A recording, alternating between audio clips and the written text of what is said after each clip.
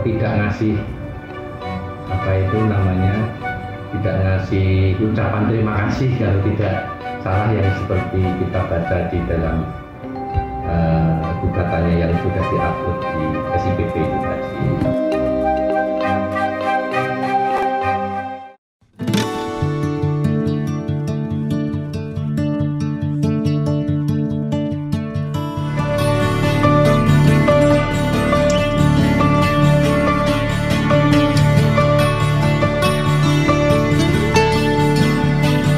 Bismillahirrahmanirrahim. Assalamualaikum warahmatullahi wabarakatuh. Pemirsa Masumi TV dan Ahmad Yani Channel seluruh Indonesia dari Sabang sampai Merauke, begitu juga kawan-kawan diaspora di seluruh belahan dunia.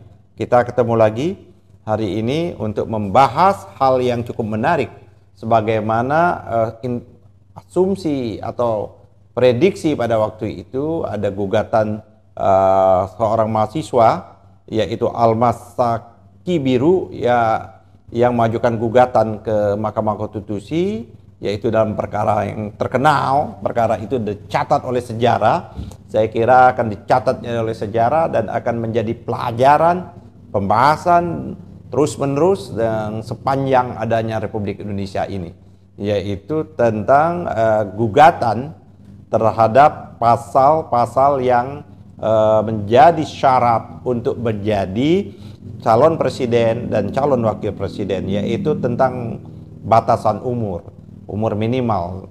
Di pasal yang digugat itu jelas secara norma yang mengatur seseorang boleh maju atau dicalonkan atau mencalonkan atau dicalonkan oleh partai politik atau gabungan partai politik apabila memenuhi syarat umur, yaitu 40 tahun, minimal 40 tahun. Nah, pasal inilah yang digugat oleh saudara Almas, yaitu umur 40 tahun, tahu ya pernah menjabat atau sedang menjabat kepala daerah, gubernur, bupati atau wali kota.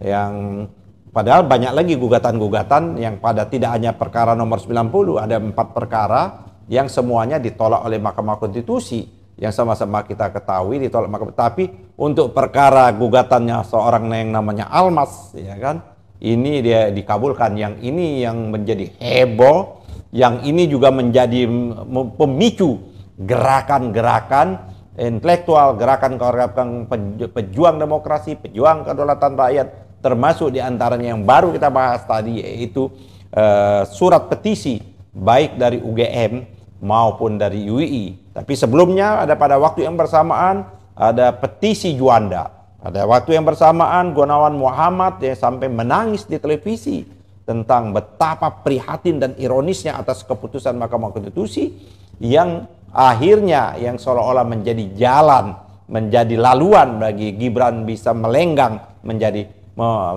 wakil presiden Republik Indonesia berpasangan dengan Pak Prabowo Subianto. Hari ini misteri itu mulai terbuka pelan demi pelan. Hari itu misteri itu mulai terbuka dari yang kecil, mengecil, membesar. Hari ini terbuka semua apa yang dikemukakan selama ini pembela. Ya ini kawan-kawan yang pembela membuta, pembela yang membuta, pembela yang ya menurut saya tidak menggunakan akal sehat dan nurani, seolah-olah bahwa itu tidak hanya kepentingan untuk Gibran, hanya menyatakan kepentingan itu untuk semua, karena ini adalah gugatan norma, bukan gugatan orang per orang atau gugatan perdata. Akan tetapi perlu diketahui bahwa tidak ada yang di dalam berdiri ruang vakum. Ada sesuatu di balik itu. Betul nampak di permukaan bahwa seolah-olah ini gugatan norma, tapi di balik itu ada skenario, di balik itu ada hidden agenda, ada rekayasa, ada strategi, dan lain sebagainya. Sama-sama kita ketahui ini telah dibongkar oleh, saya kira majalah Tempo membongkarnya cukup luar biasa, juga menjadi bahan binjangan, bahan obrolan di warung kopi, baik mulai warung kopi, tempat yang cukup terhormat, sampai ke diskusi-diskusi di kampus untuk membahas tentang persoalan ini. Bahkan ada tim khusus, ya kan? Ada tim khusus yang membahas ini, ada pasukan khusus yang sehingga memainkan peran ini dan konon kabarnya, ini konon kabarnya, ketua tim khusus ini setelah itu dia mendapat promosi jabatan yang cukup wow, cukup berprestasi jabatan yang diambil, apa yang didapatkan hadiahnya seperti itu. Tapi itu yang terjadi, walaupun saya sendiri menyatakan bahwa pendaftaran Gibran menjadi Wapres itu masih cacat secara norma, masih cacat secara konstitusional, tidak aja legitimasi. Kenapa menurut saya keputusan Mahkamah Konstitusi ini bertentangan betul dengan putusan-putusan yang sebelumnya. Keputusan Mahkamah Konstitusi ini juga bertentangan dengan pasal 5 Undang-Undang Dasar kita, pasal 20 Undang-Undang Dasar kita. Karena Mahkamah Konstitusi, kuncinya sekali lagi, Mahkamah Konstitusi adalah bukan lembaga yang diberikan amanah atau diberikan mandat oleh konstitusi kita untuk membentuk norma. Apa yang terjadi dengan tersebut, prasa tersebut adalah norma. Seharusnya norma prasa itu adalah dibentuk oleh namanya DPR, yaitu uji pasal kekuasaan membentuk undang-undang di tangan DPR dan dibahas bersama Presiden. Atau pada waktu itu, kalau tidak mau menimbulkan debat konstitusional yang berpanjangan, saya juga sudah menganjurkan kepada Presiden Jokowi untuk segera mengeluarkan Perpu untuk melegitimasi, untuk melegalitas keputusan Mahkamah Konstitusi. Tapi jalan itu tidak diambil. Sama-sama kita ketahui juga bahwa setelah putusan itu Gibran mendaftar. Pada proses pendaftaran itu, pada tanggal pendaftaran itu, dari tanggal 18 kalau tidak salah, dari tanggal 18 sampai ke tanggal berapa, 1 minggu tersebut, yaitu tanggal 25, aturan yang dibuat oleh KPU belum berubah sama sekali. Ini yang menurut saya kejahatan yang dilakukan oleh kawan-kawan KPU.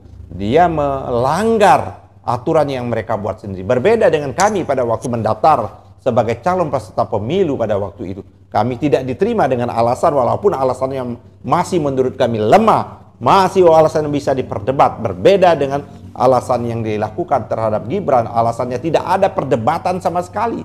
Tidak ada celah hukum sama sekali karena aturannya belum dirubah oleh kawan-kawan KPU belum merubahnya pada waktu itu. Tapi tetap saja KPU memutuskan. Tapi kita tidak membicarakan itu. Hari ini ternyata Saudara Almas mengajukan gugatan, yaitu gugatan, ada 2 gugatan. Yang pertama, gugatan merasa Almas bahwa Gibran tidak mengucapkan terima kasih. Yang kedua, gugatannya adalah menjadi wan prestasi. Artinya gugatan wan prestasi ada ingkar janji, ada prestasi yang telah dilakukan, prestasi yang telah dilakukan oleh Almas, tapi tidak ditunaikan juga prestasi sebaliknya oleh yang namanya Gibran. Itulah wan prestasi. Itu kita bisa lihat hari ini, ada beberapa media menyatakan mengutip apa yang dilakukan oleh saudara yang namanya Almas. Ini ada di Kompas TV, bahkan Cawapres nomor urut 2 Gibran Raka Buming Raka saat mengikuti debat perdana diselenggarakan Komisi Pemilihan Umum Jakarta Convention Center JCC pada Jumat 22 Desember 2023. Sumber tangkapan layar Kompas. Solo Kompas TV, Humas Pengadilan Negeri PN Negeri Surakarta Bambang Arianto mengatakan sidang perdana gugatan prestasi yang diajukan oleh mahasiswa bernama Almas Sakib Biru terhadap Gibran Raka Buming Raka tanggal 15 Februari 2024. Ini digelar 1 hari setelah pemilu kita berlangsung. Sidang pertama 15 Februari 2024, kata Bang melalui pesan tertulis Kamis pada tanggal 1 Februari 2024. Menurut Sistem Informasi Penelusuran Perkara SIPP PN Surakarta, sidang perdana tersebut akan digelar di ruang Ali Sadi PN Surakarta. Bambang menjelaskan ini merupakan gugatan kedua yang dilayangkan oleh Almas. Gugatan pertama yang merupakan gugatan sederhana dengan nomor register 2-PDT-G-S-2024 PN SKT dinyatakan dismissal. Proses dismissal gugatan ini setelah gugatan sederhana yang diajukan Almas dengan nomor 2 tadi dikeluarkan penetapan dismissal bukan merupakan gugatan sederhana, jelas Bambang. Dia mengatakan gugatan sederhana tapi ternyata bukan, maka di dismissal oleh pengadilan. Memang pengadilan punya hak untuk mendismissal. Almas kemudian mengajukan gugatan biasa pada tanggal 29 Januari 2024 dan telah terdaftar dengan perkara nomor 25 garing PDTG garing 2024 PN SKT. Ini artinya sah resmi, saya kira sah resmi terjadi gugatan ini. Dan Almas juga merupakan penggugat batas usia tadi sebagaimana saya kemukakan. Jadi saudara-saudara, itu walaupun memang mereka menuntut, karena setiap gugatan wan prestasi itu wajib ada ganti rugi. Dia menuntut ganti rugi itu 10.000. Ini masalah ganti rugi tidak masalah, yang penting ada nilai nominal. Termasuk meminta ganti rugi Rp1 pun boleh. Bahkan dari Rp1 sampai angka tertinggi itu adalah boleh secara hukum perdata.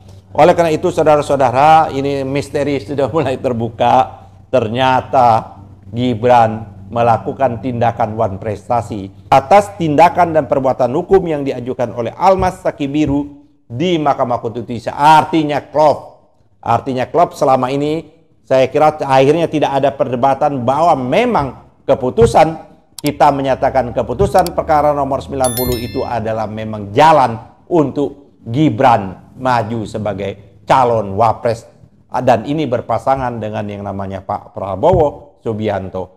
Apalagi kalau kita mau melihat putusan Mahkamah Konstitusi itu sebagaimana saya juga kemukakan tadi, baik menurut saya masih cacat secara legal, cacat secara legitimasi, tapi keputusan itu membuktikan bahwa keputusan itu adalah pelanggaran kode etik yang nyata, yaitu dengan keputusan MK yang diketuai oleh Prof. Jimli, dan akibat dari pelanggaran yang nyata-nyata terhadap pelanggaran etik tersebut, Ketua MK diturunkan jabatannya. Jadi Ketua MK menjadi anggota biasa Mahkamah Konstitusi, bahkan dia tidak boleh mengadili perkara-perkara yang berhubungan dengan persoalan ini. Saya kira saudara-saudara, ini hari-hari ke depan ini menjadi cukup menarik untuk kita bahas. Saya kira untuk dibahas DPR, saya perlu untuk melakukan fungsi pengawasannya bila perlu membuat hak interpelasi atas putusan sebagaimana yang diajukan oleh sahabat saya Masinton, ya kan, untuk pada waktu itu untuk mengajukan hak interpelasi dengan bukti bahwa gugatan yang diajukan oleh Almas ini bisa menjadi jalan untuk mengajukan gugatan interpelasi. Bahkan bisa langsung, tidak hanya interpelasi, bisa langsung juga Masinton untuk mengajukan dan kawan-kawan untuk hak menyatakan pendapat. Angket, ya udah, kalau mau melalui angket nggak apa-apa. Angket, setelah itu mengajukan hak menyatakan pendapat. Saya kira itu misteri selama ini telah terbuka. Ini memang negeri kita ini sungguh memalukan. Praktek-praktek konstitusi kita, praktek-praktek kenegaraan kita, praktek-praktek demokrasi kita mulai tercoreng luar biasa sejak rejimnya Jokowi ini. Saya kira sekali lagi saya mengingatkan betul Pak Jokowi, jadilah negarawan. Untuk menjadi negarawan simpel Pak Jokowi, simpel ya Pak Jokowi, untuk menjadi simpel, sederhana sekali Pak Jokowi. Yaitu segera Pak Jokowi untuk mundur menjadi Presiden Republik Indonesia. Kan setelah itu kita dukung Pak Jokowi untuk bila perlu 24 jam berjuang bersama Pak Prabowo dan bersama dengan Gibran untuk memenangkan pertarungan ini. Tinggal beberapa hari lagi, masih ada waktu. Tapi kalau tidak mau mundur, Anda sebagai Presiden Indonesia akan tercatat presiden yang meninggalkan legasi yang tidak baik, presiden yang meninggalkan yang dianggap terlalu cawi-cawi dalam persoalan demokrasi dan pemilu, presiden dianggap melanggar konstitusi, presiden yang dianggap melanggar kedaulatan rakyat, presiden yang dianggap melanggar undang-undang tentang kepemiluan. Saya kira Pak Jokowi masih ada waktu Anda. Pak Jokowi masih ada waktu Anda. Pak Jokowi masih ada waktu Anda. Saya takut nanti Anda dihentikan oleh gerakan rakyat semesta. Jangan sampai terjadi. Karena contohlah presiden-presiden di negara lain. Karena bisa juga presiden diadili setelah tidak menjabat lagi menjadi presiden. Saya kira kita tidak ingin mengulangi peristiwa-peristiwa itu. Terima kasih. Pesan ini memang khusus untuk saya sampaikan, pesan terbuka kepada Presiden Jokowi atau Presiden Joko Widodo. Billahi taufiq wal hidayah. Wassalamualaikum warahmatullahi wabarakatuh.